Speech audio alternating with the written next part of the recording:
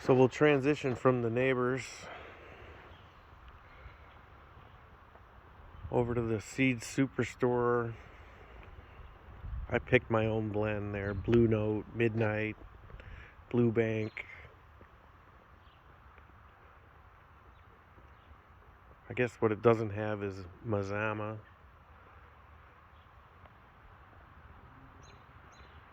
We got the Central New York Salt Line. You guys can keep coming back to see how that creeps out. See if the Kentucky Bluegrass can repair itself through that. But we've got some really good color.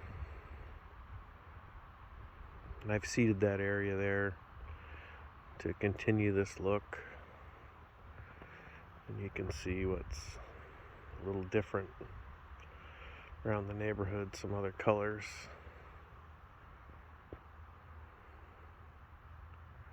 Out and about. First shot at the lawn. It's cut at 1.25" Toro Super Recycler with the Honda. Pretty crisp.